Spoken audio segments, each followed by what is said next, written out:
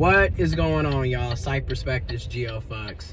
And in this video, I'm discussing Roe versus Wade, abortion rights, reproductive health in the USA. And I'm gonna go on and put a disclaimer. I'm pro-choice. Heck, you can honestly say I'm pro-abortion, but I am definitely pro-choice. I believe in the right to choose. And that's for everybody that has a vagina. Cis women, trans men, trans masculine, intersex, gender fluid, gender queer. Again, I believe in the right to choose, my body, my choice.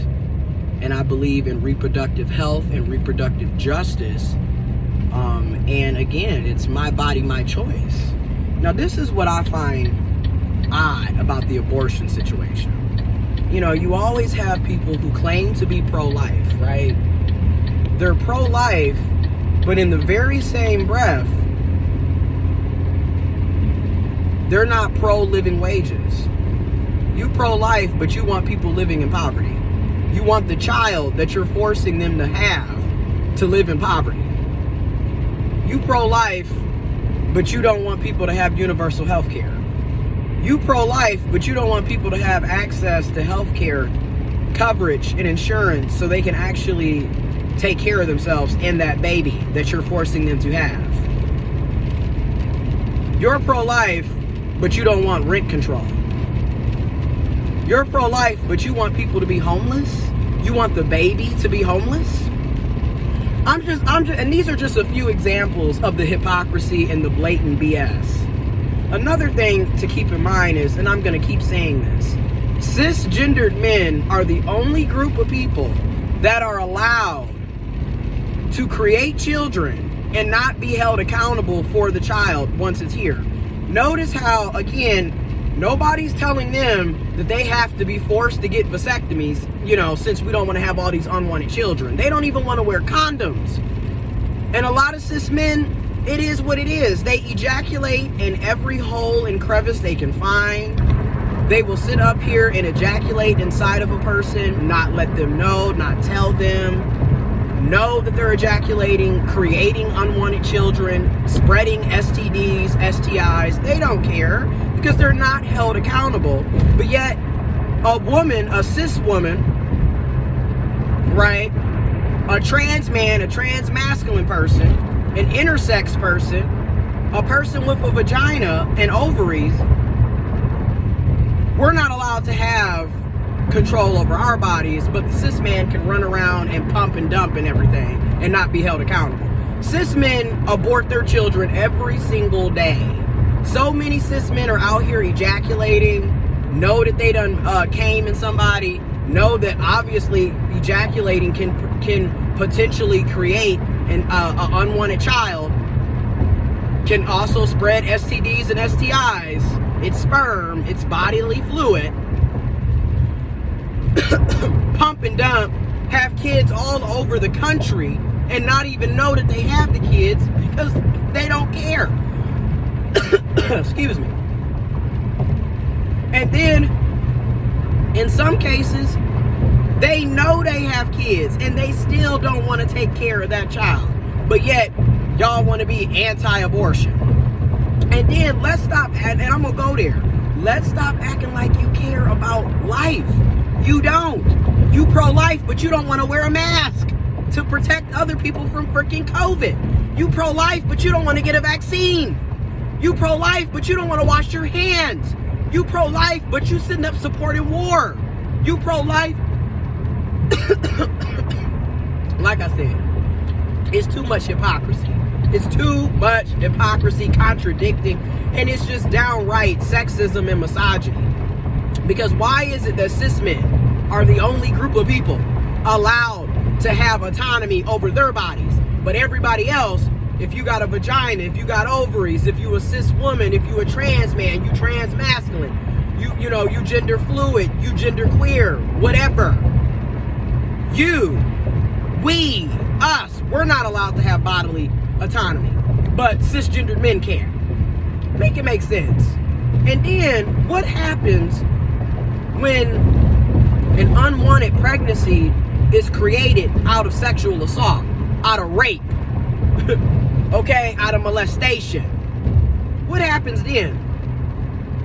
You're going to make people give birth to a child that was born out of rape, sexual assault, molestation? And also, you're Christian. I'm not. You cannot force your religion on me. Again, y'all kill me how it's freedom, rights, liberty, and the pursuit of happiness, providing that you are a cisgendered, heterosexual, wealthy, Christian Protestant white man. Everybody else, screw you. You don't have rights. You don't have freedoms. There's no pursuit to happiness for you. You feel me? There's no bodily autonomy for you. But for everybody else, it's the hypocrisy. And again, you do not care about these kids. Because if you did, you would want your K through 12 public schools to be well funded and supported. If you did, you would be paying people living wages so they can actually take care of themselves and the children and their families. You would want to make sure that we weren't living in an environment of pollution. You would want everyone to have access to clean drinking water if you're so pro-life. You would want us to have the best healthcare insurance, the best healthcare coverage. You would want us to have quality food. You wouldn't want people going without food. You wouldn't want people not having shelter, being homeless. You know, there's a lot of things that if you are pro-life, you would be in support of. But really what this is it's subjugation. You don't want people with vaginas, whether it's cis women, trans men, trans masculine, intersex, gender fluid, gender queer. You don't want people with vaginas and ovaries, including cis women, cisgendered women. You don't want us to have any say-so over our bodies. And let's be honest, it's in particular, and I'm going to go there because you know me, I'm social scientist, my degree, my background, my work is in sociology, social services, human services, social sciences, politics, policy, history, etc., gender, sexuality. So let's go there. You don't want white, in particular, you don't want white cisgendered women having the right to abort, because in your eyes, it's about protecting the sanctity of white women and the white family and white children. Let's just keep it real, because when it's really all said and done, conservative Republicans, they are not thinking about black and brown people having abortions or having kids. They're not thinking about you at all. They don't even like you. They don't want you to be here. They don't want you to exist. What they're concerned is the low birth rate that white people are having. Okay? And they're trying to make sure that they're able to preserve the white race. Let's just keep it real. Okay? And this is also and I'm going to say this before I end this. White women, you sat up there and you voted for Donald Trump in alarming numbers. Okay, over 50% of y'all voted for that man. Twice. 2016, 2020. Now it's the same group of white women screaming and hollering, marching and protesting, Million Women's March, overnight already at the U.S. Supreme Court and in front of the White House doing protests the minute they said that Roe versus Wade was being overturned, and they're writing an opinion. And keep in mind, they're writing an opinion, okay? The Supreme Court justices are writing an opinion. It hasn't been overturned yet. Abortion is still accessible in the USA as of right now. However, it is on the chopping block. But it's mighty odd how these same white women had no problem throwing everybody under the bus in 2016 and in 2020. But when it comes to their rights, all of a sudden they screaming and hollering, they marching and protesting. I mean, overnight. The minute that information was put out there and leaked, there were people outside of the White House, outside of the Supreme Court, marching and rallying and protesting. They are still there right now as I make this video the following day. But keep in mind, this is the same group that had no problem voting against their own best interests in 2016 and in 2020. I just want to throw that out there. And I also want to throw out that you need to realize that voting is one of the many tools in the toolbox. It is not the only tool. It is one of the tools, okay? And when it comes to voting, it's like with everything, if you're not consistent, then it's really not going to work out that well. And also, when you do vote consistently, you got to make sure that the same energy that you have for presidential elections, you also have for your own local elections, your own statewide elections. Because your local elections and your state elections can, in my opinion, are arguably more important than the presidential election. Because ultimately, the people that you're electing to represent you locally and state are the ones that are going to have the most impact on your day-to-day life. But okay, I just wanted to throw that in there. Information will be in the description box below, and I will definitely be doing more videos discussing Roe versus Wade, reproductive health, reproductive justice, abortion, etc.